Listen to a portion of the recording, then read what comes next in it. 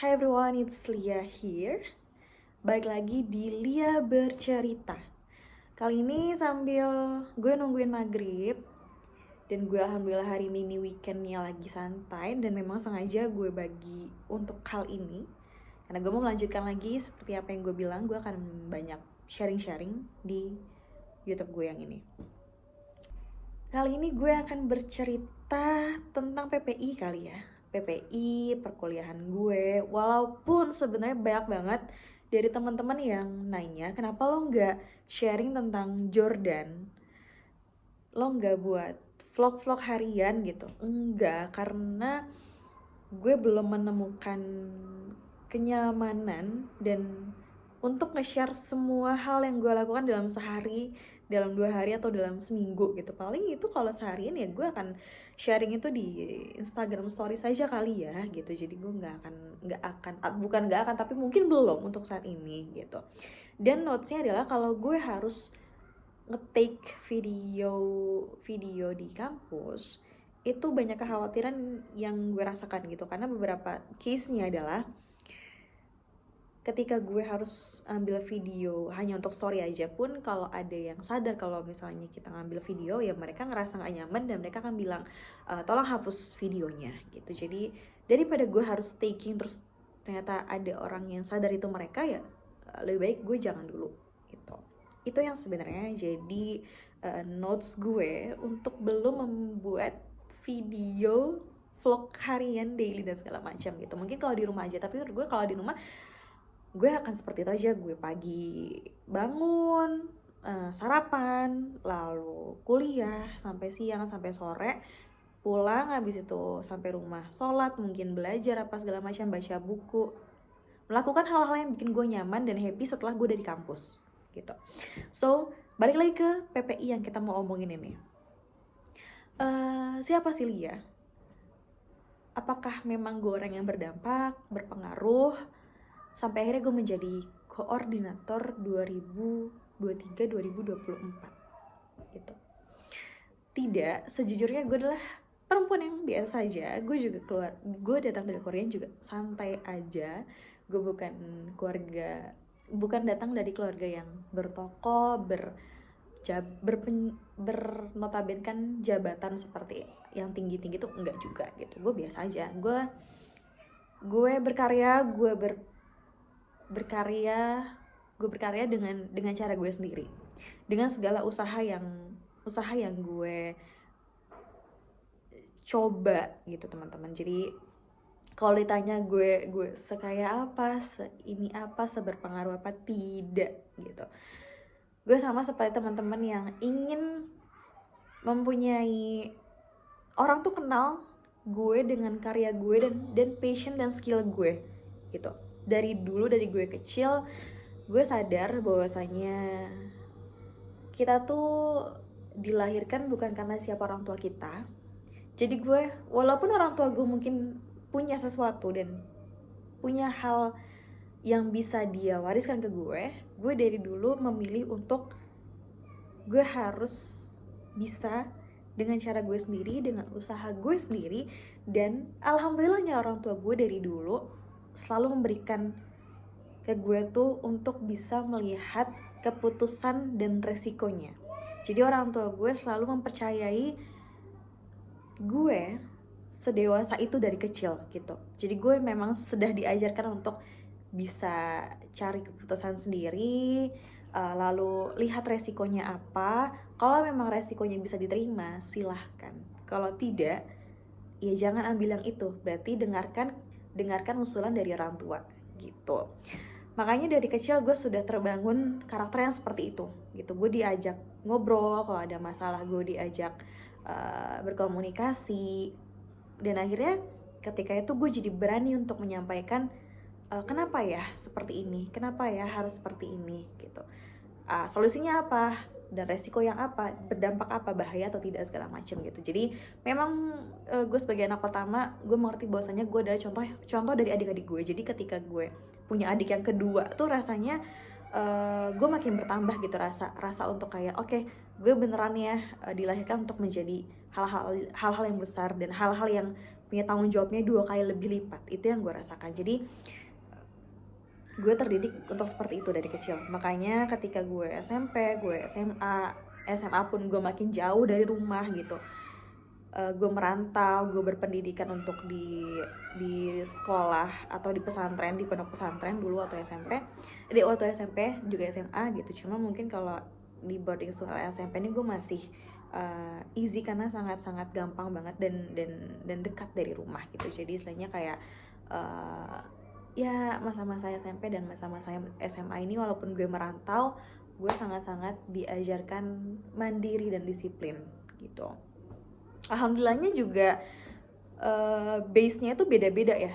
Waktu SMP gue gimana dan waktu gue SMA juga gimana. Itu tuh 2 hal yang menurut gue tuh menjadikan karakter gue sekarang.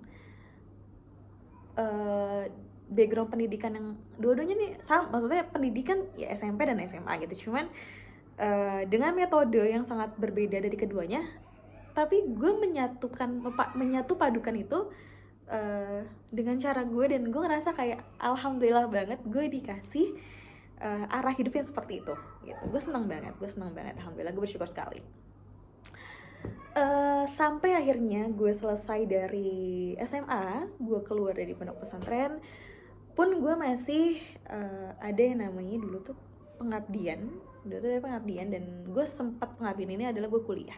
Jadi itu tuh gue kuliah sempat 2 tahun, gue 2 semester gue ngambil hubungan internasional karena memang gue senang sekali untuk bisa belajar ya sejarah, politik gitu, ataupun politik ekonomi dan segala macam. Itu gue senang banget.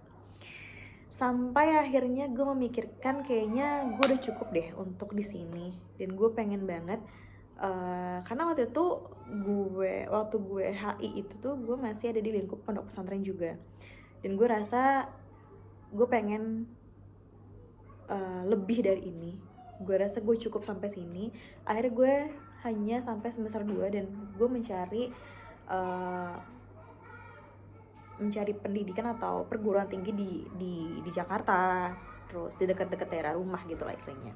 Gue ikut ujian dan segala macam. Memang akhirnya gue jadinya kerasa gap year sekitar 2 tahun ya, karena harusnya gue pun lulusan 2017. Itu teman-teman gue yang SMP tuh yang seumuran gue, seangkatan gue tuh sudah lulus dari 2017, jadi mereka kuliah tuh dari 2018. Sedangkan gue sampai akhirnya 2019 gue belum kuliah lagi gitu kan. Gue gap year sekitar 2 tahun jadinya gitu. But it's okay, itu nggak jadi masalah buat gue.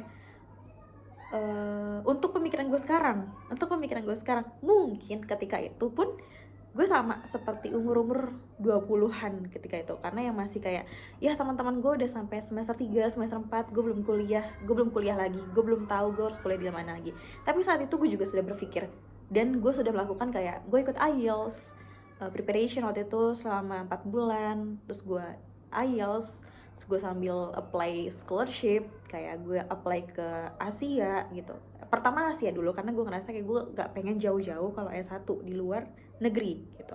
Akhirnya gue observasi dari kampusnya dulu untuk ngambil politik science juga apa, karena dulu gue masih seneng banget untuk bener nih gue pengennya di sini gitu, gue pengen berkarya dan gue pengen berkarir di sini gitu. Jadi gue masih sangat mencari tuh politik science, ya HI ya segala macam, pokoknya tetap di fakultas sosial dan politik ini gitu, gue masih di situ. Akhirnya setelah banyak observasi dan gue ngobrol lagi sama orang tua, akhirnya mereka meyakinkan gue untuk kayaknya di Jordan oke, gitu. Jadi tapi sebenarnya kalau waktu gue ke Jordan, gue tidak langsung tahu apakah ada PPI, apakah ada Perhimpunan Pelajar Indonesia Dunia. Gue nggak tahu sama sekali, karena mungkin bisa jadi ketika itu pun PPI dunia belum sebesar informasi dan seluas sekarang, ya kan? Kalau sekarang tuh sudah sangat banyak informan tentang kuliah di luar negeri, bahkan platformnya juga banyak sekali, ya kan? Dari pondok pesantren pun juga sekarang sudah lebih aware lagi untuk semua santrinya juga bisa berpendidikan bertaraf internasional. Yes. Sampai akhirnya gue ke Jordan, gue kuliah di Jordan. That's why semua karir gue mulai dari sana. Jadi Jadi dari manakah gue mulai berkarir? Ya dari situ, dari sampai gue di Jordan. Tapi apakah gue sampai Jordan langsung ber-PPI? Itu enggak juga. Gue masih tidak tahu kalau ternyata ada yang namanya HPMI. Di negara masing-masing ada yang namanya HPMI, ada yang namanya PPI, ada yang namanya IP, ada yang namanya KMI, ada yang namanya apalagi ya selain PPI. Ya mungkin ada lagi lah, gue lupa, tapi yang pasti namanya PPI karena Perhimpunan Pelajar Indonesia ya. Dari situ awal-awal tuh gue masih tidak tertarik gitu, karena gue juga belum tahu, gue belum banyak ngobrol sama orang-orang dan senior gue di sini. Akhirnya gue lebih memutuskan untuk gue ikutan International Youth Summit gitu. Jadi ketika gue mahasiswa baru, gue lebih sering masuk kampus, lalu juga gue masih ikutan apply Youth Summit sampai ada tuh gue dapat invitation gue lolos delegasi ke Turki, gue lolos delegasi ke Amerika, gue lulus delegasi, tapi yang Amerika akhirnya nggak gue jadi ambil, akhirnya gue ngambil yang Turki, gue nggak jadi ambil Amerika. Terus MUN gue dapet, pokoknya kegiatan-kegiatan itulah. Karena kan kalau MUN ini memang biasanya anak-anak HI ya yang paling tahu, karena gue juga dulu sempat ikutan gitu. Waktu gue masih jadi anak HI gue sempat ikutan. Dan ketika gue di Jordan gue juga masih terasa kayak gue pengen tetap banyak ikutan kegiatan-kegiatan kepemudaan dan segala macam gitu. Akhirnya yang Turki gue ambil, yang Amerika gue nggak ambil, MUN gue tetap ambil gitu. Jadi waktu di maba itu gue masih sangat-sangat aktif untuk di kegiatan seperti itu. Jadi teman-teman gue tuh banyak ya karena gue ikutan itu gitu. Teman-teman gue ketemu temen dari mana aja ya, karena gue ikut kegiatan itu. Gue kegiatan MUN juga gue dapet dari International Youth Summit ini gitu. Dan setelah itu barulah kayaknya gue dapet kabar kalau misalnya gue nggak diminta, tapi lebih ke gue tuh punya banyak teman, dan ketika main teman gue berteman dengan teman gue yang lainnya gitu. Dan akhirnya tanpa gue bilang apapun, temen gue ini bilang kalau misalnya, oh Lia tuh bagus banget loh, dia bisa ini, dia punya skill ini, dia punya skill ini segala macam. Coba deh lo tawarin, kayaknya dia mau deh untuk bisa ber-PPI. Akhirnya ditelepon lah gue dan diminta untuk masuk menjadi anggota gitu. Jadi waktu itu gue langsung diminta jadi anggota. Dulu gue tuh seneng banget juga sama sesuatu yang desain. Jadi gue dulu anak desain, gue anak editor video, foto dan segala macam. Gue di sana gitu. Jadi gue anak desain, gue anak kreatif. Sampai akhirnya gue masuk, gue menjadi anggota di sana. Gue makin banyak teman Indonesia lagi, dan gue baru mengerti apa itu PPI, apa itu PPI dunia kawasan, dan apa PPI negara gitu kan. Ya ternyata banyak sekali, dan memang itu sudah lama terbangun gitu loh, dan itu menjadi wadah teman-teman Indonesia untuk tetap bersilaturahmi dengan teman-teman yang lainnya gitu, untuk bagaimana kita nih satu sama lain bisa saling megang bahwasanya belajar di luar negeri ya sebenarnya untuk sama-sama kita balik ke Indonesia lagi gitu. Walaupun setiap orang punya mimpinya, setiap orang punya visinya masing-masing yang gak bisa kita atur juga, mau mereka berkarir di Indonesia untuk balik atau tidak, itu menurut gue jadi keputusan, biarkan jadi keputusan mereka masing-masing gitu. Karena ya pada akhirnya kita di dunia ya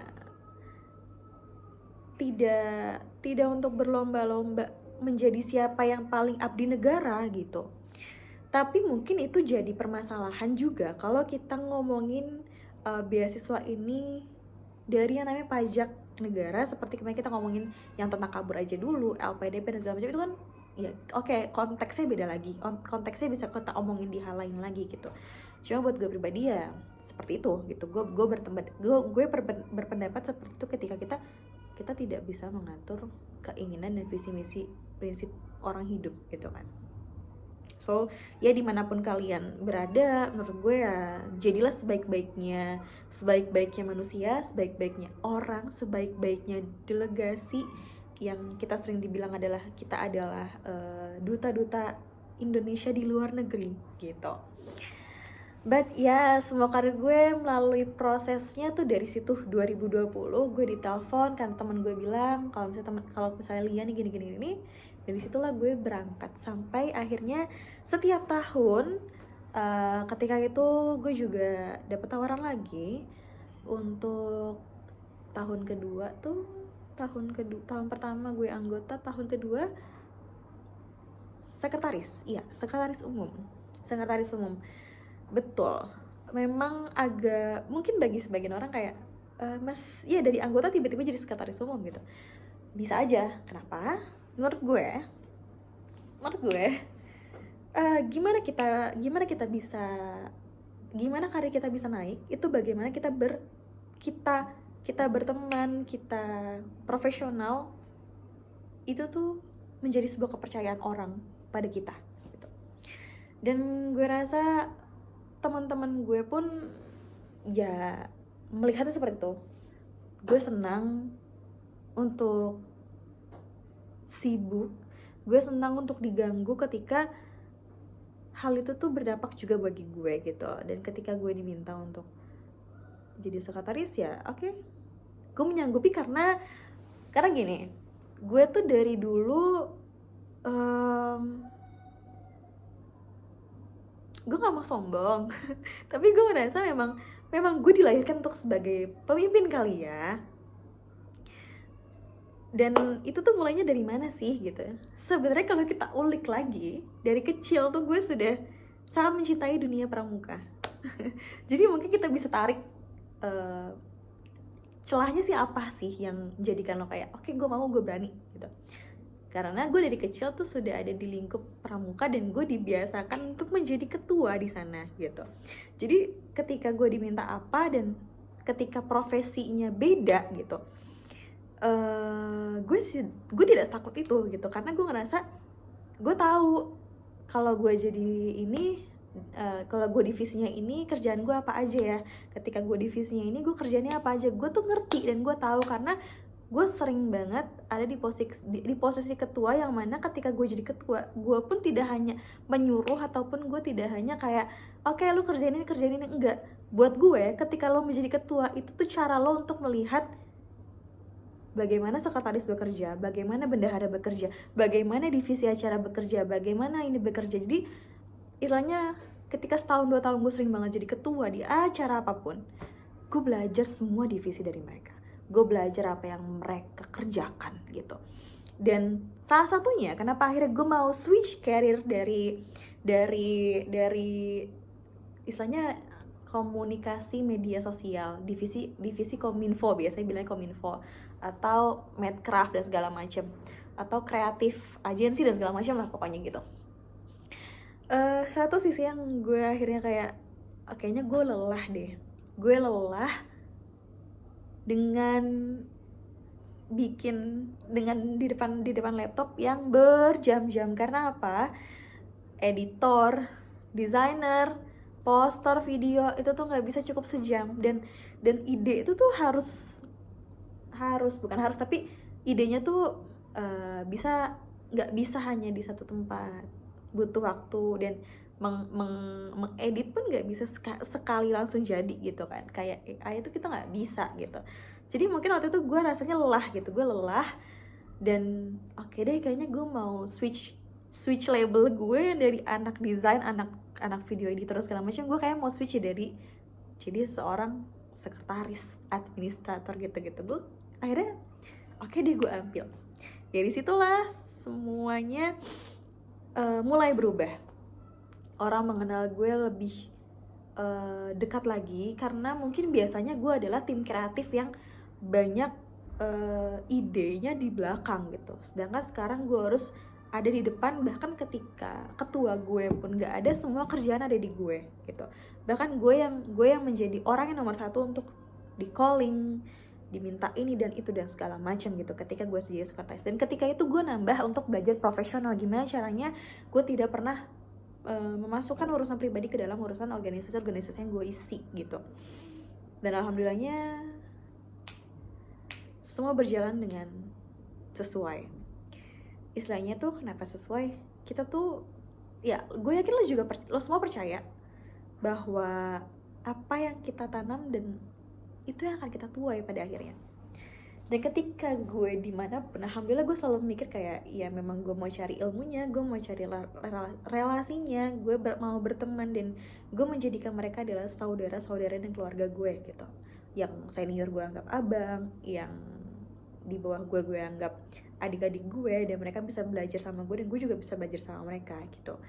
Jadi walaupun pada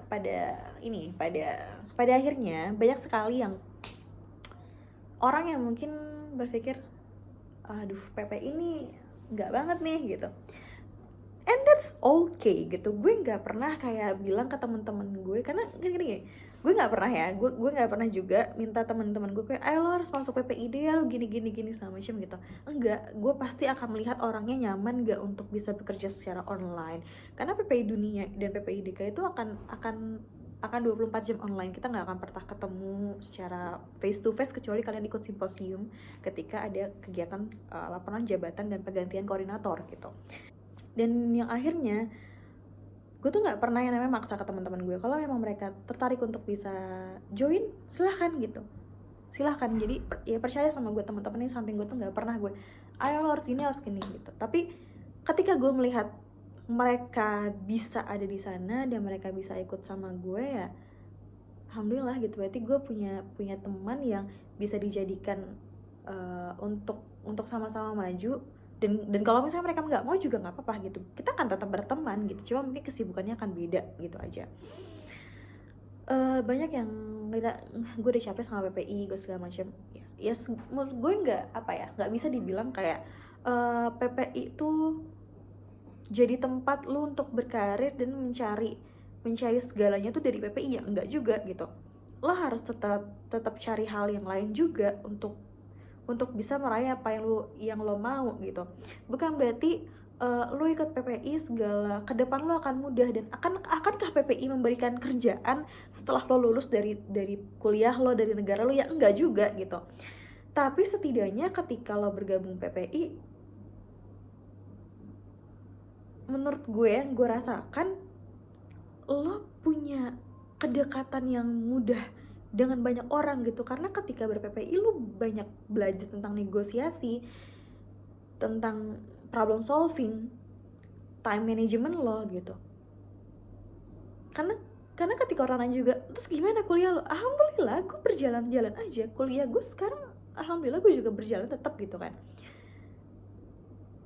Selama 3-4 tahun gue ber-PPI, gue nggak pernah ngerasa PPI membebankan gue gitu.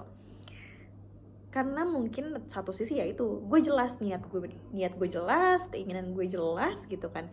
Gue tidak pernah mencari yang aneh-aneh gitu untuk di PPI. Jadi ya semua sesuai dengan apa yang kita cari sebenarnya.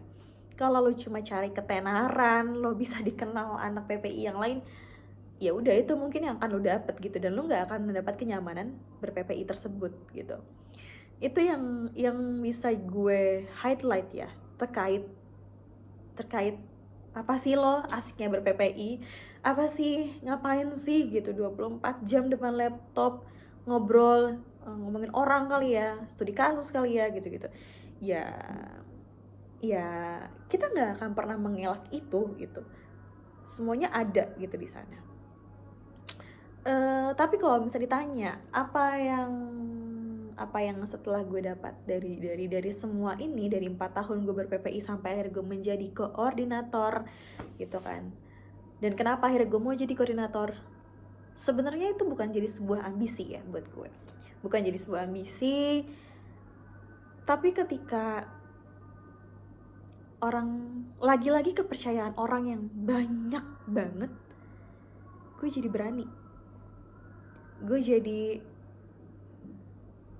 ada rasa tervalidasi bahwasanya memang gue bisa menjadi contoh untuk yang lainnya.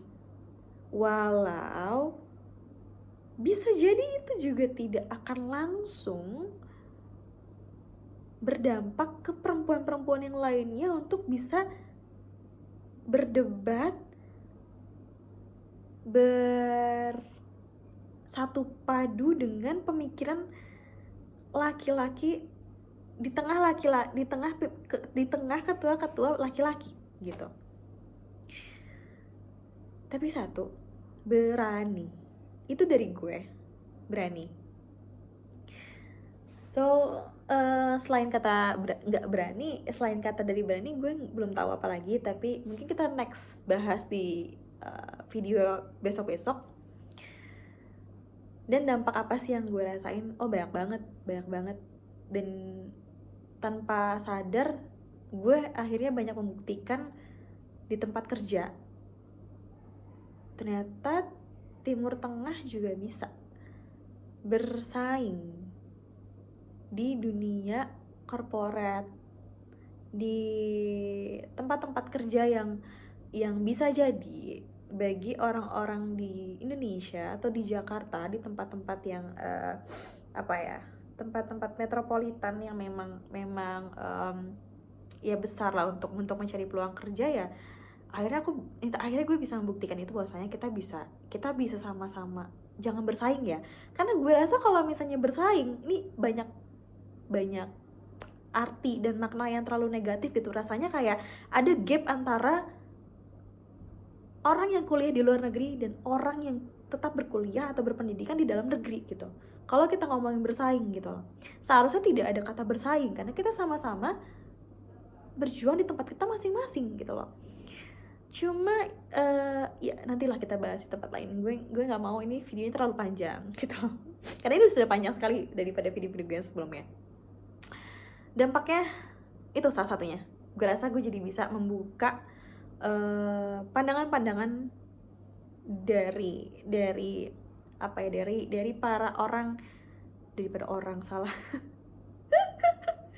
dari kebanyakan yang melihat Timur Tengah nih belum tahu, selain daripada mengajar di pondok pesantren atau kembali ke pondok pesantrennya gitu kan. Biasanya seperti itu karena memang kebanyakan dari kita adalah orang yang belajar atau ngambil pendidikan di pendidikan Islam, pendidikan dakwah Islam, ekonomi Islam gitu kan.